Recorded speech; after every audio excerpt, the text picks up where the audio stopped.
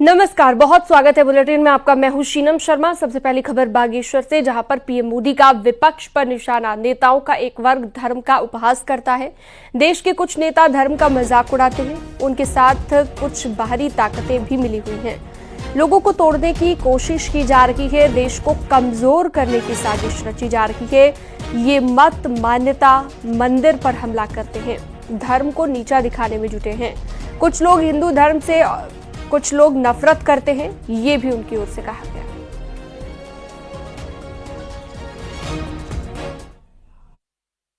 तो आजकल हम देखते हैं कि नेताओं का एक वर्ग ऐसा है जो धर्म का मखौल उड़ाता है, उपहास उड़ाता है, लोगों को तोड़ने में जुटा है। और बहुत बार विदेशी ताकतें भी इन लोगों का साथ देकर देश और धर्म को कमजोर करने की कोशिश करती दिखती है। हिंदू आस्था से नफरत करने वाले ये लोग सदियों से किसी न किसी भेष में रहते रहे हैं। गुलामी की मानसिकता से घिरे हुए लोग हमारे मत, मान्यताओं और मंदिरों पर, हमारे संत, संस्कृति और सिद्धांतों पर हमला करते रहते हैं। ये लोग हमारे पर्व, परंपराओं और प्रथाओं को गाली देते हैं। जो धर्म, जो संस्कृति स्वभाव से ही प्रगतिशील है, उस पर ये कीचड़ उछालने की हिम्मत दिखाते हैं। हमारे समाज को बांटना, उसकी एकता को तोड़ना ही इनका एजेंडा है। और इस पर बातचीत के लिए एसएन सिंह हमारे साथ जुड़ चुके हैं, भारतीय जनता पार्टी के प्रवक्ता। अभी हमने प्रधानमंत्री को सुना और विपक्ष पर सीधे तौर पर उन्होंने निशाना साधा और कहा कि कुछ लोग हिंदू आस्था के खिलाफ हैं। नेताओं का एक वर्ग ऐसा है जो धर्म के खिलाफ है। किन लोगों की बात की जा रही है? नहीं, देखिए, जितनी विपक्षी पार्टियां हैं, आप देखेंगी भारत का सम्मान, भारत का स्वाभिमान, भारत का अभिमान क्या है? ये रामकृष्ण की धरती है। इसको पुण्य भूमि कहा जाता है, देवभूमि कहा जाता है, जहां हमारे परमात्मा पैदा हुए। और वहां पे मठ मंदिरों का आप देखेंगे, अगर समाजवादी पार्टी की बात करेंगी तो वो भी कहते हैं कि साधु सन्यासी चिरंजीवी होते हैं। लोग जो है ध्यान भटकाने के लिए पूजा पद्धति को अपनाते हैं। और राहुल गांधी जी जो कांग्रेस के वरिष्ठ नेता हैं, वो तो कहते हैं कि हिंदू लोग मंदिर जो है लड़कियां छेड़ने जाते हैं, हिंदू धर्म तो बोको हरम से खराब है, हिंदू तो आतंकवादी होते हैं। तो जो वसुधा को कुटुंब मानने वाला, सर्व समाज को साथ लेकर चलने वाला, विश्व के कल्याण और बंधुत्व की बात करने वाला जो धर्म है, जिसको पूरी दुनिया मानती है, उसको विपक्ष के लोग पता नहीं किस स्वार्थ बस कहिए, तुष्टीकरण बस कहिए, किसी को खुश करने के नाते। पुरानी परंपरा रही है, जब कोई विदेशी एक व्यक्ति आता है अरब से, तो पता चलता है जितने मठ मंदिर रहते हैं काशी के, उसको ढकने का कार्य किया जाता है। अरे, जो हमारा सम्मान है, जो हमारा स्वाभिमान है, जो हमारी पहचान है, हम सीना तान के उसके साथ खड़े हैं, अपने धर्म के साथ खड़े हैं, अपने आस्था के साथ खड़े हैं, अपने विश्वास के साथ खड़े हैं। आप बताइए, दुनिया में कहीं ऐसा हुआ होगा कि कोई अपने पवित्र पुस्तक को जलाए?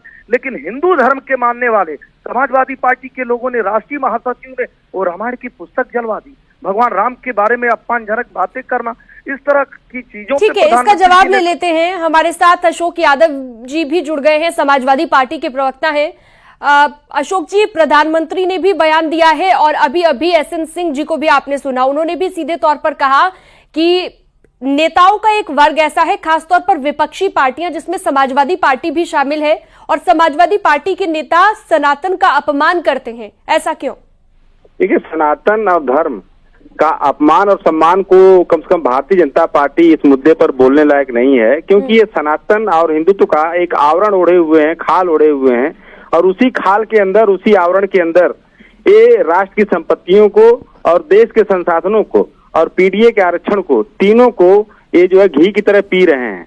और अगर हम लोग उस पर सवाल खड़े करते हैं कि धर्म के आवरण में आप ये क्या कर रहे हो, माँ गंगा के साथ छल कर रहे हो, उनके जल को आपने गंदा बना के रखा है, प्रदूषित कर दिया है, तो ये कहते कि अरे तो सनातन पे हमला कर रहे हैं, ये तो हिंदुत्व पर हमला कर रहे हैं। लेकिन तो क्या भारतीय अशोक जी, जनता सपा में क्या कुछ नेता ऐसे हैं जो हिंदू आस्था का अपमान करते हैं, जो पसंद नहीं करते सनातन धर्म को, ऐसा है क्या? हिंदू आस्था पर अगर भारतीय जनता पार्टी को इतना चिंता रहती, भगवान राम की इतना चिंता रहती, तो आज संजय निषाद जी उनके सरकार में, योगी जी के सरकार में कैबिनेट मंत्री नहीं बनते।